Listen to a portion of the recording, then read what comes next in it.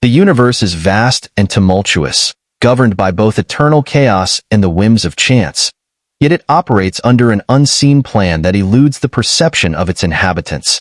Life itself can originate in a humble droplet of rain and perish amidst oceans of molten rock. Amidst this duality of order and chaos, intention and randomness, beginnings and endings, everything unfolds according to a predetermined script, seemingly unaffected by the wielders of free will, albeit with occasional exceptions. In the human year 2250, a significant incident unfolds aboard Station Celus, situated within a distant frontier, adjacent to a crucial trade and transport route.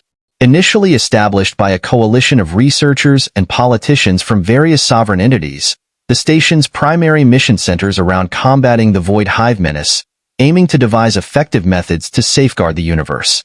The crisis at hand stems from a saboteur's scheme to liberate a captive Gamma-class hive brain. The saboteur, with accomplices, diverts station security and triggers multiple explosives throughout Celus. Although physically contained within the station, the hive mind reclaims control over its swarm, previously studied and dissected across different sections of the facility. Exploiting this newfound authority, it impedes any hope of escape for those who survived the initial assault. Attention narrows to Hangar Bay 12, where the remaining defenders make their defiant stand. Security Chief Theta SCT Unu Kylan directs his squad, comprised of seasoned soldiers unaccustomed to real hive combat beyond simulations. Their prior duties confine them to core worlds, shielded from such harrowing engagements.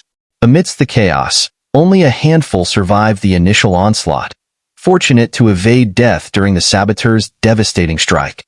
Theta SCT Unu Kylan, marked by his unique status as a tethered individual, had narrowly avoided the carnage by sheer chance, having been outside the station when the saboteur struck. Now leading the last line of defense, it falls upon him, by protocol, to activate Celus's self-destruct sequence at any cost.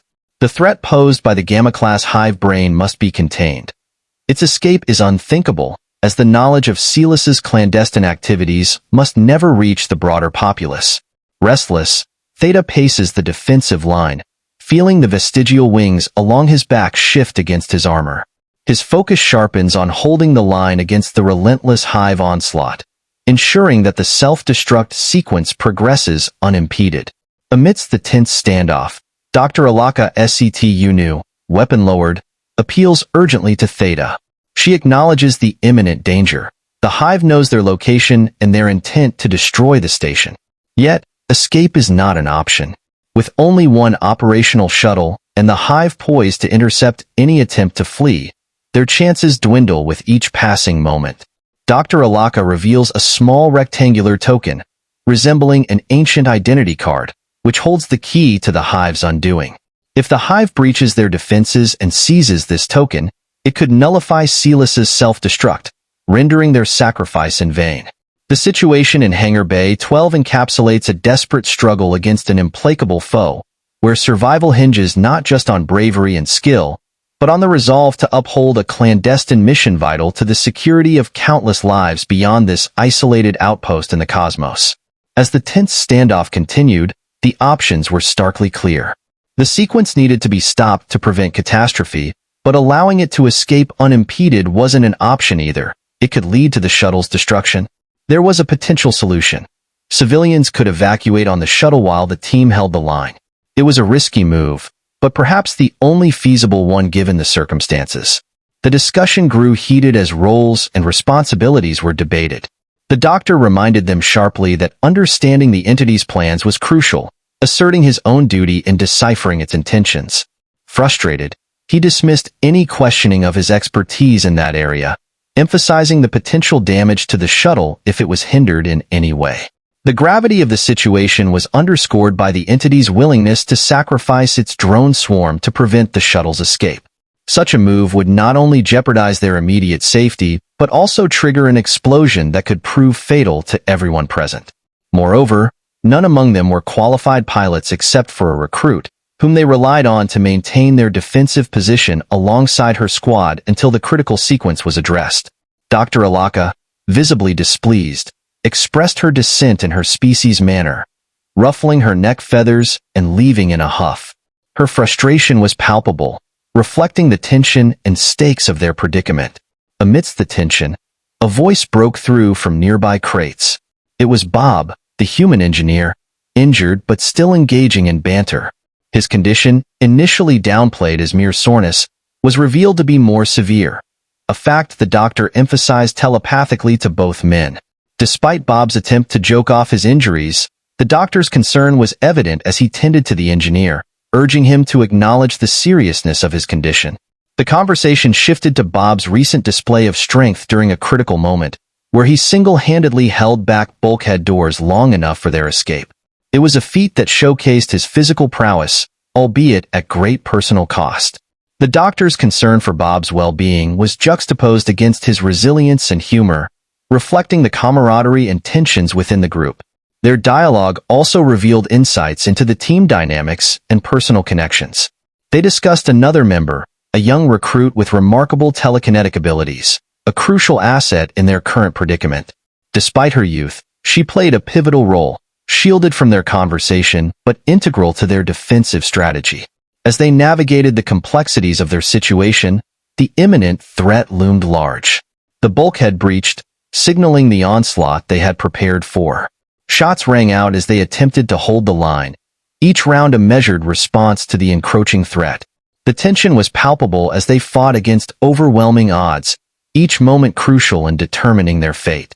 In summary, the rewritten passage delves into the intricate dynamics of a high-stakes scenario, detailing the characters' relationships, tensions, and strategic decisions amidst imminent danger. It captures the urgency of their mission while highlighting personal vulnerabilities and strengths, ultimately setting the stage for a climactic confrontation. In the midst of the chaotic battle, a relentless swarm of creatures surged forward, each falling only to be replaced by several more. The fallen were devoured in a frenzy, their demise punctuated by occasional waves of disruptive energy that hampered the swarm's advance more effectively than the barrage of plasma bolts being fired. Amidst this onslaught, SCT-Uno glanced towards a young human who waved her hands in front of her, using gestures to aid her concentration in combat. "Grace, watch out!" Bob yelled, as a swarmling leapt over the defensive line towards her. Thankfully, before it could reach her, SCT Anger dispatched it with 2 well-aimed bolts to its head. However, Anger's momentary focus on the swarmling allowed another creature to bypass the defenses and charge towards Bob and the doctor attending to him. Acting swiftly, a telepathic alien intercepted the swarmling, taking a quill through its forehead before being thrown aside. The swarmling, undeterred, slashed its talons into Bob's left thigh, causing deep wounds through his jumpsuit and flesh. Reacting instantly, UNER eliminated the swarmling and rushed to Bob's side, applying pressure to the wound to staunch the bleeding. Meanwhile, amidst the chaos, Grace was overwhelmed, her attention torn between the blood on her hands, Bob's cries of pain, the fallen scientist, and the escalating danger surrounding them. Fear gripped her, a rising panic threatening to overwhelm her senses as she realized the precariousness of their situation.